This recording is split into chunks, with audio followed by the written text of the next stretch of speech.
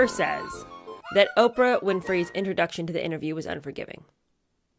And it let everybody know right off that we weren't here for an unbiased interview.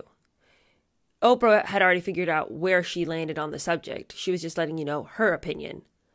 And so for anybody who thought this was going to be some hard-hitting journalism, that was your point to tune out. In the peaceful setting of an enormous sun-drenched garden, Meghan sat on wooden furniture, seemingly relaxed. Perfectly made up, she adapted the pose of a harmless, defenseless soul. Oprah's opening comment set the tone of victimhood. So you kind of already knew where you were going to get here. Now, as a side note, and as a purely malicious one, can we just talk about the outfit that Meghan was wearing? I know, I'm not like the first one to mention it. That was like the ugliest dress I've ever seen. I know she's pregnant, but couldn't we get her some cute pregnancy clothes? Golly. And I just feel like, of course she wanted to wear a dark and somber color to continue to highlight and add to the dramatization of her feeble and woe-begone tale. But it was just like the ugliest black dress I've ever seen with those white splotches on it. Remember that meme that went around of a bird pooping on her shoulder and there she looks sadly at Oprah and Oprah looks sadly back at her? Look lovely. Thank you, so do you. Before we get into it.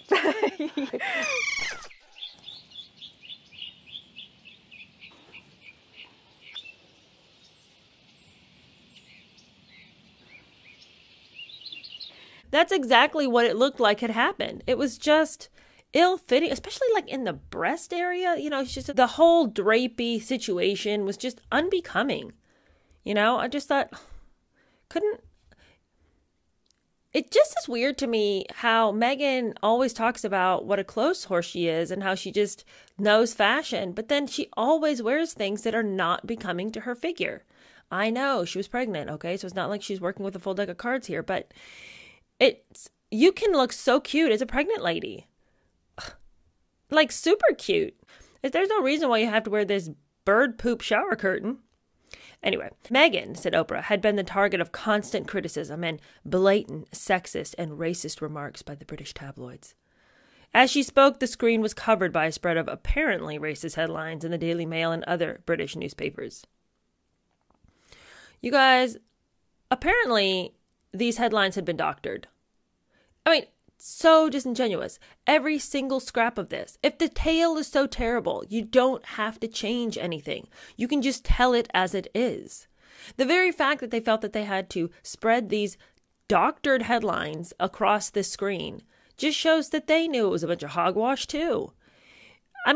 Before the broadcast had even ended, British newspapers had denounced CBS for doctoring those headlines. The show wasn't even off the air before the rebuttals began to pour in. What was also shockingly apparent was that while they said, look at the British tabloids going after Meghan, almost all of the headlines that were shown were American or Australian headlines. So even in that, it was just lies, lies, lies. And we hadn't even got in 5 minutes into the interview.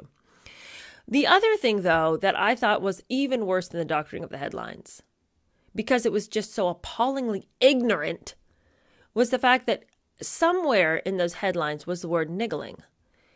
The word niggling was highlighted as causing offense, although critics noted the 16th century Scandinavian origin of the word had no connection to race. Yeah, it doesn't. It means a little thing that bothers you.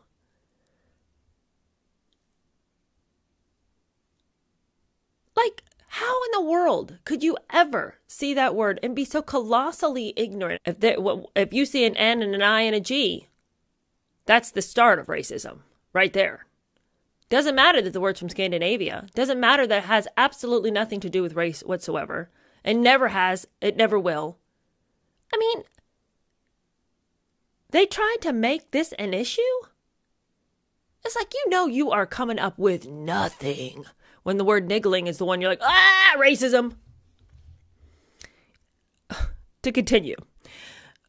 Meghan's sad story was of a naive American who, without a plan, fell in love with a prince about whom she knew nothing because before the blind date, she had refused to Google Harry.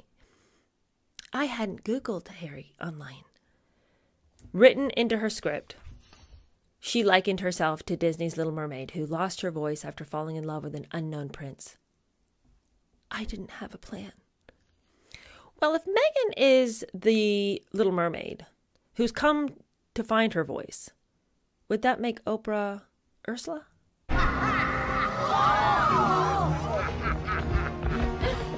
So long, lover boy. Ariel! Okay, I'm serious now. Back to this bit about how she never Googled Harry. Well, why the heck not? Why wouldn't you Google him?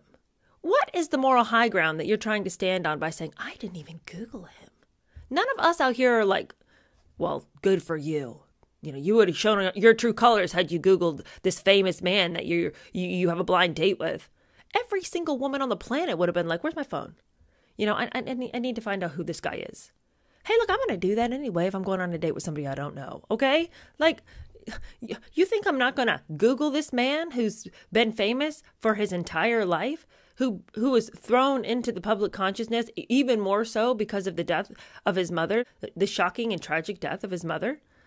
You know, it's like, get out of town here with, I didn't even Google him. Girl, nobody believes you. And if you did, it's not a sin. So why even tell that lie? You got a lot of lies you need to be telling to cover yourself. Don't waste your breath on one you don't need to tell. All right. So anyway, Meghan's innocence was compounded by her ignorance about the consequence of marrying Harry. I didn't do any research about what that would mean. Once smitten, she honestly thought the firm would look after her interests. Genuinely, she had never thought of profiting from her royal connections. To her horror, heartless flunkies refused to reach out. Okay, but as Tom Bauer reminds us, her admission to Gina Nelthorpe-Cowan over lunch that she had researched the royals was forgotten, as was the fact that Gina Nelthorpe-Cowan had told her, hey girl, you better watch out. This is going to be a crazy roller coaster ride. Do you understand what it means to get involved with these people? Do you understand what this means? These are famous people, famous royals for centuries. This isn't like a Tinder date or somebody you found on Bumble, okay? Even her own admission in South Africa to Bradby that she had naively ignored her friend's warnings about the tabloids was forgotten. So to say that, like, she hadn't done any research and nary a friend had come to her. Nobody had bothered to tell her what this would really mean. It's like, nobody's bothered to tell you what it really means.